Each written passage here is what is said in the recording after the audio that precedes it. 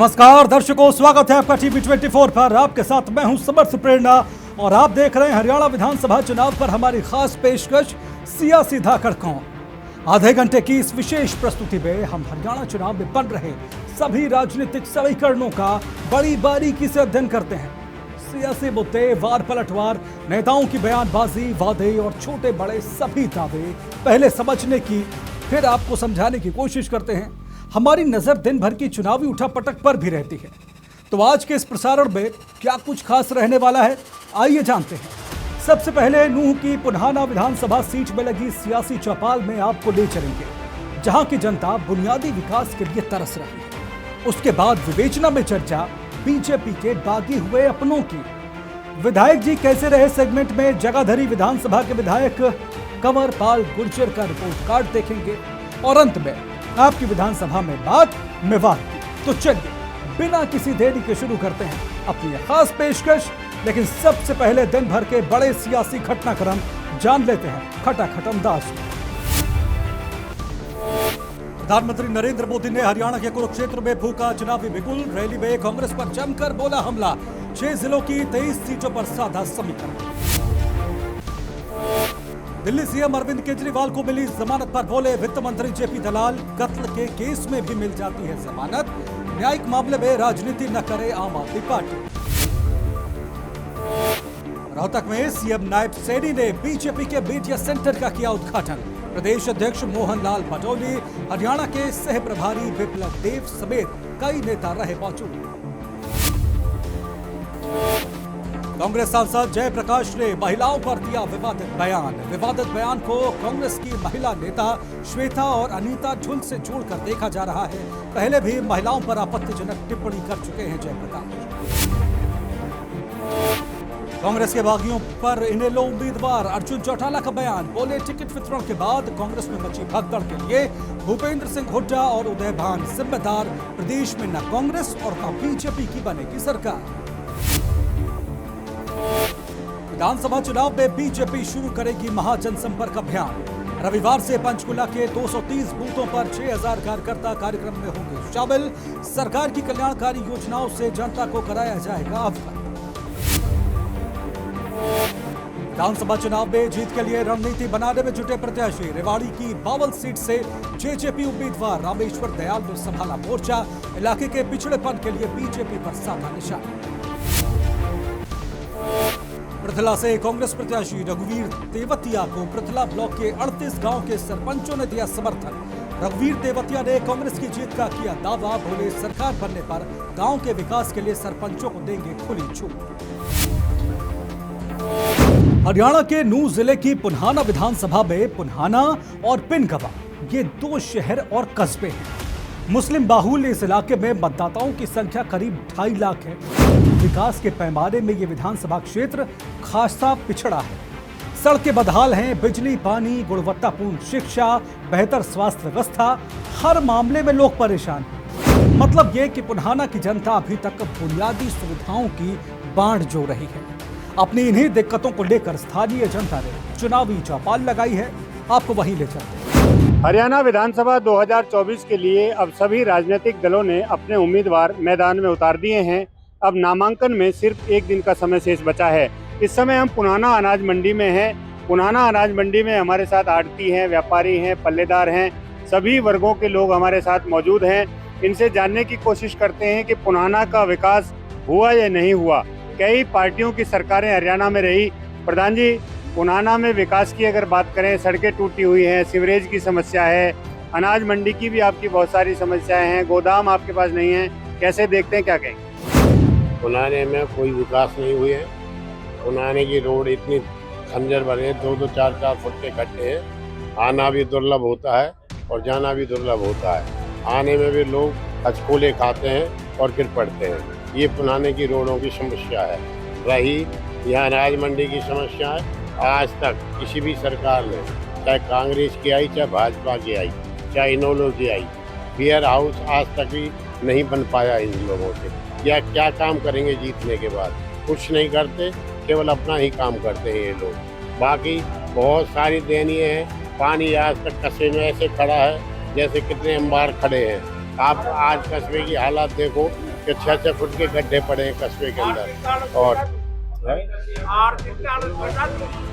हाँ, और 8 दिन की जो हमारी जो कमीशन है वो भी भाजपा सरकार ने घटा दिया, जो जिसके हमारे बच्चे पलते। इससे तो ये मेवात से ही भगा दें तो बढ़िया। क्या है इस मेवात में? कोई काम नहीं है, धेले का भी ना काम किया, ना हमें होने की उम्मीद है। आप कैसे देखते हैं, आपको कौन सी पार्टी की सरकार अच्छी लगती है? क्या क्या कहेंगे? हमें पार्टी की सरकार सारी बढ़िया लगती है, पर जो काम करेगी वो हम उसके साथ हैं हमारा तो। और फिर भी आपने सभी पार्टियों की सरकारें देखी हैं, आपके हिसाब से कौन सा ठीक है या नया होना चाहिए? नया बनाना ही क्या है, पर इसमें कुछ दम वाली बात तो होती नहीं। सब नेता आते सब कह के चले जाते ये काम होगा वो होगा, पर हमें उम्मीद कम है इन लोगों से। और हमारे साथ कुछ वोटर हैं, उनसे जानने की कोशिश करते हैं। अगर पुनाना की हम बात करें तो कौन सा नेता और कौन सी पार्टी आपको? बीजेपी पसंद है भाई हमको तो। बीजेपी में हर आदमी को दर्जा दिया, लेकिन रोड टूटे पड़े हैं, वो तो दोबारा बन जाएंगे सरकार बनने पर। अगर रोजगार की बात करें तो युवाओं को रोजगार मिला? युवा को कोई रोजगार ना मिला, फिलहाल युवा बेकार हुए पड़े हैं। और हमारे साथ कुछ वोटर हैं, आप कैसे देखते हैं, किसको पसंद करते हैं आप? पसंद की तो ऐसी बात है जी, हम तो लोकल आदमी को पसंद करेंगे, पर लोकलों ने काम तो आज तक कोई भी नहीं किया जी। बड़कली से लेकर आप होटल तक की जाओ, कोई भी बंदा जल्दी से जाने को तैयार नहीं है जी। अब कोर्ट होकर जाते हैं हर लोग, ना कोई हॉस्पिटल है यहाँ बढ़िया, किसी प्रकार का कोई ट्रीटमेंट नहीं होता है।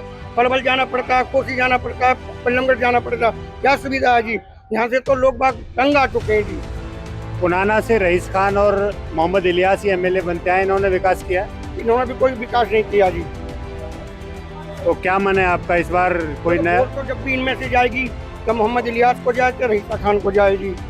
पुनाना विधानसभा में भले ही विधायक के तौर पर चेहरे बदलते रहे, लेकिन पुनाना नहीं बदला। आज भी यहाँ की सड़कें टूटी हुई हैं, सीवरेज की बड़ी समस्या है, विकास दूर दूर तक नजर नहीं आता है। कासिम खान, टीवी 24, नुहू मेवात। भारत को आजाद हुए 7 दशकों से ज्यादा का वक्त बीत चुका है, हम चांद पर पहुंच गए हैं, लेकिन अफसोस होता है कि 21वीं सदी में हमारे चुनाव में मुद्दे, बुनियादी जरूरतें यानी कि बिजली, सड़क और पानी अभी भी बने हुए हैं। अब विवेचना की बारी। हर राजनीतिक दल कार्यकर्ताओं और नेताओं से ही बल पाता है। पार्टी के कार्यकर्ता और नेता ही दिन रात एक करके पार्टी को ऊंचे मुकाम तक पहुंचाते हैं, लेकिन जब नाराज होके यही बाकी हो जाएं तो पार्टियों को लेने के देने पड़ जाते हैं। हरियाणा में सियासी दलों के सामने कभी अपने रहे, लेकिन अब बागी हो चुके ऐसे ही नेता मुसीबत बनकर खड़े हुए हैं। टिकटों के बंटवारे से नाराज होकर पार्टी छोड़ने वाले हर दल में हैं, लेकिन सबसे ज्यादा बीजेपी में। इसलिए आज विवेचना इसी मुद्दे की कि टिकट कटने से नाराज होकर पार्टी छोड़ने वाले बागी नेता बीजेपी को चुनाव में कितना नुकसान पहुंचाएंगे। शुरुआत कुछ सवालों के साथ। अपनों की बगावत क्या बीजेपी को पड़ेगी भारी? टिकट बंटवारे से पहले बगावत का अंदाजा क्या नहीं लगा पाई बीजेपी? बागी उम्मीदवारों के प्रति क्या जनता में होगी सहानुभूति? रूठों को मनाने में कितना कामयाब हो पाएगी बीजेपी? बीजेपी की 67 सीटों पर उम्मीदवारों की पहली सूची के साथ ही बगावत का आगाज हो गया। पहली लिस्ट में 3 मंत्रियों समेत 9 विधायकों के टिकट काट दिए गए। बीजेपी ने 40 सीटों पर नए चेहरे उतार दिए। टिकट नहीं मिलने से नाराज बिजली मंत्री रणजीत सिंह चौटाला, विधायक लक्ष्मण नापा, किसान मोर्चा के प्रदेश अध्यक्ष सुखविंदर शिवराण, प्रदेश उपाध्यक्ष जीएल शर्मा और सतीश खोला ने पार्टी की प्राथमिक सदस्यता से इस्तीफा दे दिया। बीजेपी के मौजूदा विधायक टिकट कटने के बाद बागी रुख अख्तियार कर रहे हैं। टिकटों की घोषणा के साथ ही नेताओं और उनके सैकड़ों कार्यकर्ताओं ने पार्टी को अलविदा कहना शुरू कर दिया। कुछ ने तो निर्दलीय उम्मीदवार के तौर पर अपनी पसंद की सीट से नामांकन तक दाखिल कर दिया है। मतलब ये कि पूर्व में अपनी पार्टी बीजेपी के खिलाफ ही मोर्चा खोल दिया। हरियाणा विधानसभा चुनाव के लिए इधर बीजेपी उम्मीदवारों की लिस्ट जारी करती और उधर इस्तीफों की झड़ी लगती। अब इस बगावत के चलते प्रदेश की 90 सीटों में से 2 दर्जन से ज्यादा सीटों पर बीजेपी का समीकरण गड़बड़ा गया। हरियाणा में बीजेपी के लिए चुनौतियां कई मोर्चों पर हैं। पार्टी पहले ही एंटी इनकम्बेंसी का दंश झेल रही है। दूसरी तरफ टिकट न मिलने से नाराज नेताओं ने पार्टी की उलझनों में और इजाफा कर दिया। यही वजह है कि बीजेपी नेतृत्व डैमेज कंट्रोल में जुट गया।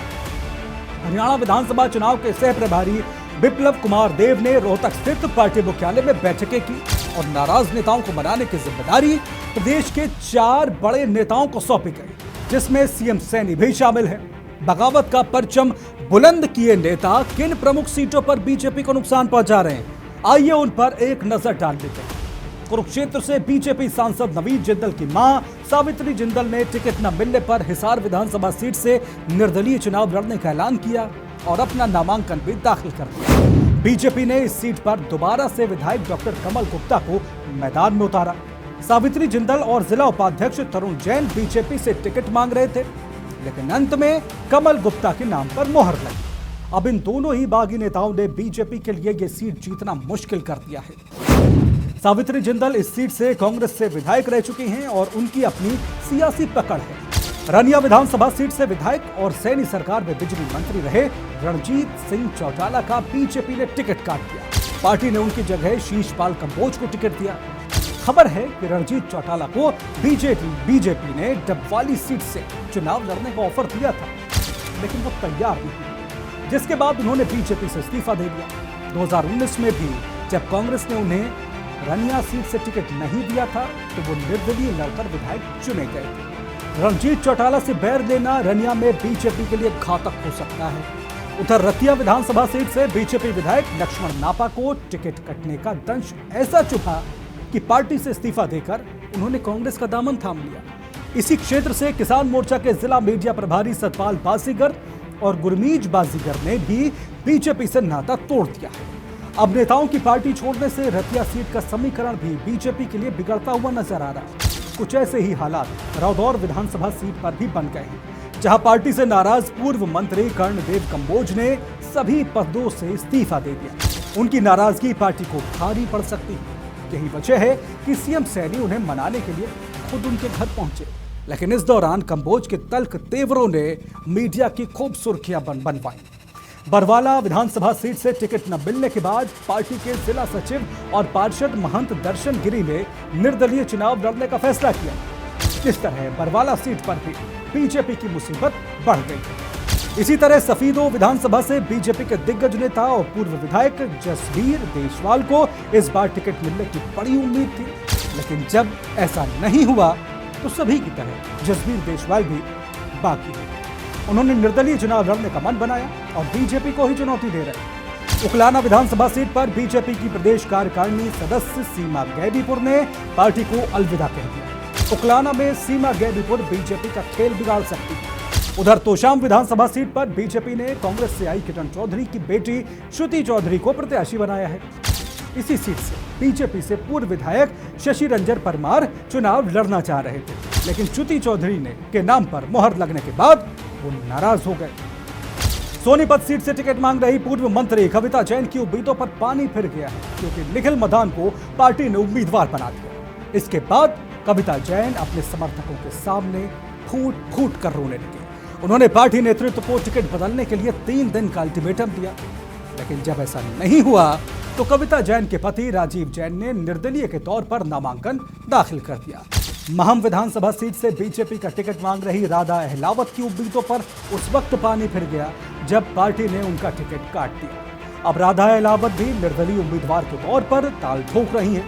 कोसली विधानसभा सीट से टिकट की आस लगाए सुनील राव जब निराश हुए तो बीजेपी छोड़ आप में शामिल हो गए। इसी तरह समालखा सीट से 2 बार चुनाव लड़ चुके शशिकांत कौशिक, रेवाड़ी से डॉक्टर सतीश खोला और सन्नी यादव, थानेसर से जय भगवान शर्मा, गुरुग्राम सीट पर बीजेपी उपाध्यक्ष जीएन शर्मा, रोहतक की घड़ी सांपला किलोई से कृष्णमूर्ति हुड्डा भी टिकट न मिलने पर बागी रुख अख्तियार किए हुए। जो विधानसभा चुनाव होने जा रहे हैं, इसमें जो बागियों की संख्या है, क्या लगता है ये बीजेपी का खेल बिगाड़ सकते हैं? देखो जी, जो ये बागियों की संख्या है, ये सारे के सारे बागी बीजेपी के कार्यकर्ता थे। अब बीजेपी भी एक कोई टिकट देती है, सारे बागी जो आजाद खड़े हुए हैं, इन्होंने बीजेपी का खेल तो डगमगा दिया है। हमारी नजर में तो बीजेपी का तो बिल्कुल एकदम पल्ला साफ है, हरियाणा से कुछ है ही नहीं इनके पास। अब लोकसभा चुनाव में जितने भी बागी थे सब लोकसभा चुनाव में एक साथ होकर लड़े थे, बट अब जब भी हमारे हरियाणा में आप देख सकते हो 5-5 सीटें मिली थी दोनों की। अब तो सारे बागी जो बीजेपी से अलग हो गए, इससे तो बीजेपी को बहुत भारी नुकसान होगा। बीजेपी का डामाडोल है एकदम से। ये नहीं मानेंगे जी, कैसे भी मनाने की पूरी कोशिश कर रहे हैं। यहाँ जो पूर्व मुख्यमंत्री थे हरियाणा के वो भी आ लिए हैं, जो वर्तमान मुख्यमंत्री हैं वो भी आ लिए हैं, और भी बड़े बड़े नेता आए हैं इन्हें मनाने के लिए। कोई मानने के लिए तैयार है ही नहीं कैसे भी। कहीं ना कहीं बीजेपी को नुकसान है। बीजेपी को बहुत भारी नुकसान है, बहुत भारी, इतना भारी नुकसान है। बीजेपी एकदम सूखा साफ है हरियाणा से। ये तो देखो जी, जितने भी निर्दलीय कैंडिडेट जो हैं क्षेत्र में, सब के सब जो नुकसान पहुंचाएंगे सिर्फ और सिर्फ भाजपा को पहुंचाएंगे। और ऐसा नहीं है कि अभी कुछ टाइम पहले लोकसभा का जो चुनाव हुआ था, वहाँ भी ये जितने कैंडिडेट हैं ये सब एक साथ थे, सब बीजेपी के थे, इन्होंने बीजेपी की मदद करी। फिर भी हमारे चौधरी रघुवीर सिंह तेवतिया जी एक साइड और ये सारे एक साइड, फिर भी हम 7,000 वोटों से इनको हरा के हम आगे निकले, जीत के आए। अब तो ये फिर भी बट गए। भाजपा मना लेगी? भाजपा ने नहीं मनाए, आए थे मनाने के लिए लेकिन नहीं माने। मानेंगे कैसे? ये भी अपने बहुत टाइम से लग रहे हैं, मेहनत कर रहे हैं। अब इनकी टिकट कट गई, अब ये रोने लग गए। बट नुकसान तो भाजपा का ही होगा पूरा का पूरा। जनता किस नजरिए से देख रही है?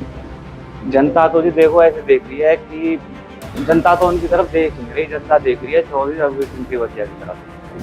झटका तो देखो जी देंगे, क्योंकि उस दिन से 5 साल से मेहनत कर रहे हैं। बीजेपी के आदमी है, उनके पास जितनी वोट है वो बीजेपी की है।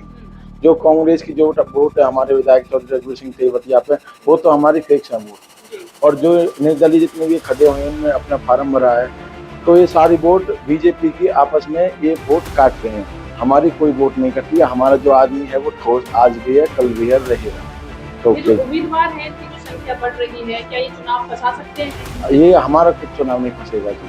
हम एक तरफा हमारे चौधरी रघुवीर सिंह तेवतिया जी हल्के से हल्का से पार जा रहे हैं। जो बागी हैं उनको बीजेपी के किस फॉर्मूले से मना सकते हैं? बीजेपी का अब आप देख तो रहेगी, रोज पंचायत चल रही है, कोई कहीं पे रो रहा है मेरी तो टिकट काट दी है, इनका रोवर ये चलता ही रहेगा। और वैसे कुछ नहीं है जी, मामला साफ है इनका। और हमारे भाजपा बहुत बुरी तरह से हारी है पूरे हरियाणा में।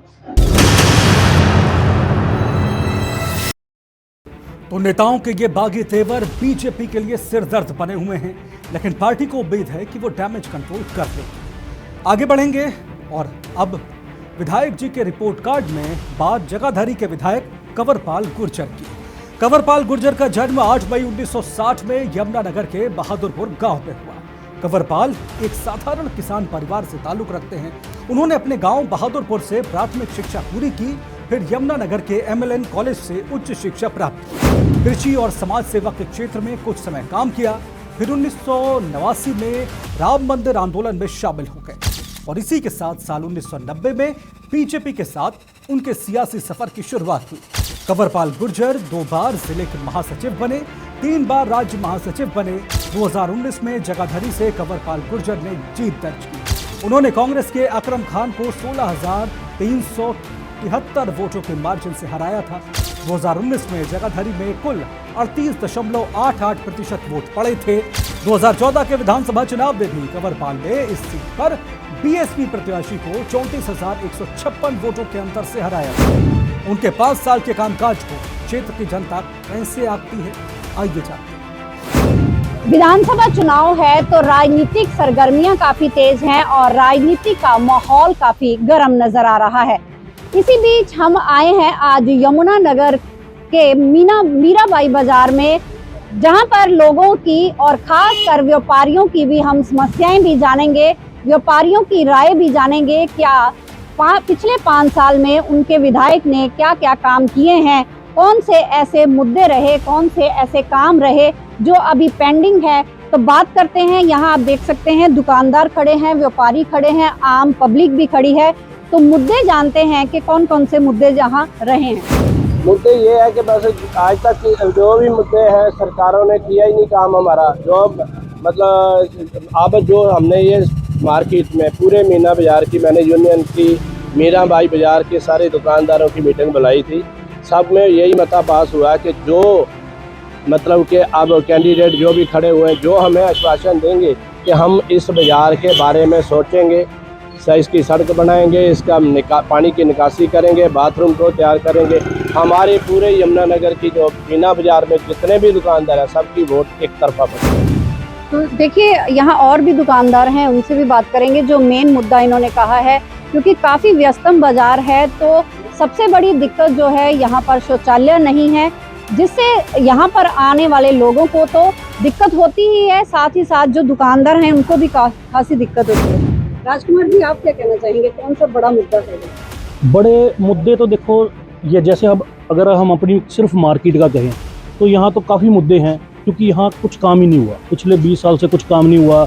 सड़क भी नाम मात्र ही है, पानी की निकासी नहीं है, शौचालय की प्रॉब्लम है, और सबसे बड़ी जो सरकार ने हमारे को कहा था रजिस्ट्रियाँ करवा देंगे, तो रजिस्ट्रियाँ करवाने के बाद हमारे को हमने अपने फार्म भी भर दिए, उसके बाद आज तक हमारी रजिस्ट्रियों के बारे में हमें बताया ही नहीं गया कि भी होंगी या नहीं होंगी, अगर नहीं होंगी तो क्यों नहीं होंगी, कुछ बताते ही नहीं है।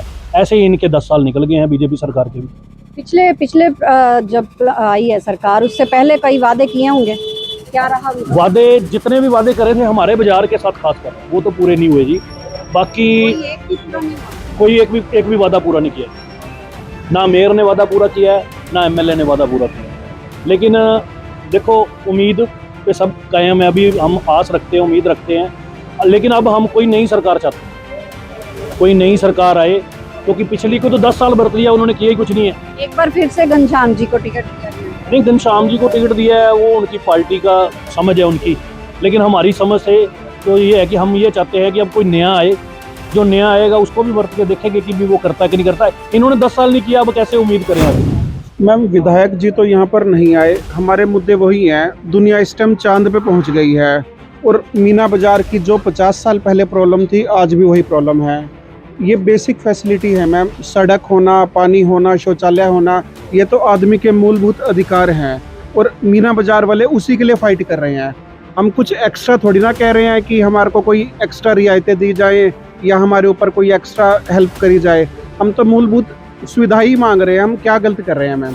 जैसे हम वोट उसी को देंगे जो मतलब बाजार का काम करेगा, जो हमारी सिस्टम सही कर देगा, मीना मार्केट का लैटरिन बाथरूम सही कर देगा, उसी को वोट हम देंगे। कितने साल से ये बाजार चल रहा है?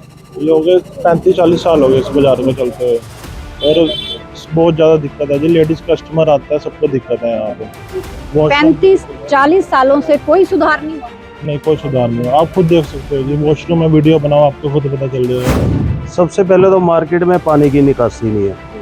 जब भी कोई कस्टमर आएगा, वो आधा देखता है भी पानी खड़ा है, वो वापस चला जाता है। मेन सबसे पहली मुद्दा तो यही है। उसके बाद बाजार में पानी की, बाथरूम की कोई व्यवस्था नहीं है यहाँ पर, जो कि सबसे पहली ज़रूरत हमारे मार्केट की है। यहाँ पहली बात तो पानी नहीं है। उसके बाद वॉशरूम इतने गंदे हैं, मतलब वहाँ आसपास वाले जो आस पड़ोस के भी है ना, वो भी इतने परेशान है। खुद अपनी सफाई खुद मतलब वहाँ करवाते हैं, खुद की कलेक्शन करके। कोई जमादार नहीं वहाँ आता, कोई कुछ नहीं। मतलब ये जो ज़रूरतें हैं, ये हमारी नहीं है, ये पब्लिक की भी हैं। अगर आप देखो तो ये तो पब्लिक की वो है ज़रूरत। मार्केट की तो चलो है, पानी चाहिए, सब कुछ चाहिए, पर जो कस्टमर आ रहा है उसे भी सहूलत नहीं मिल रही, तो वो क्या चाहेगा फिर? हालांकि विकास कार्यों को गिनवाया जा रहा है, लेकिन लोगों का कहना है कि अगर मूलभूत सुविधाएं ही सरकार नहीं दे सकती, तो फिर ऐसे विकास कार्यों का फायदा क्या है?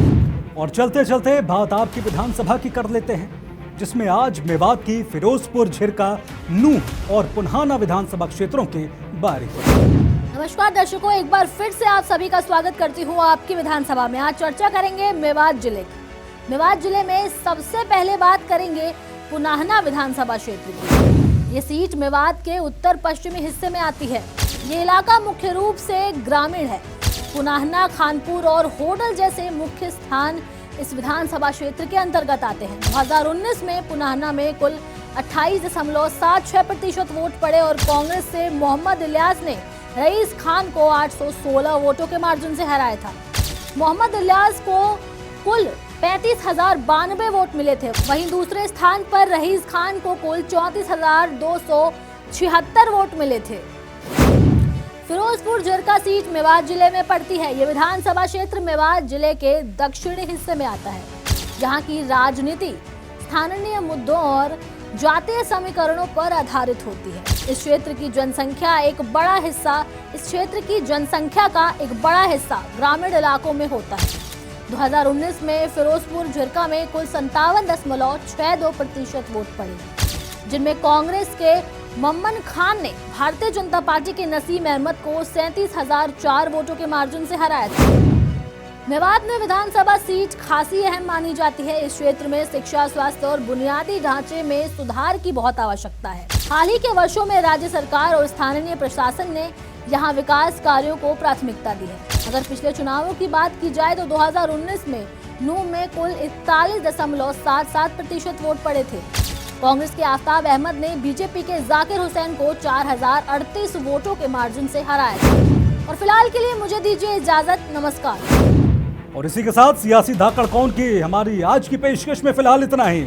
मुझे दीजिए इजाजत। नमस्कार।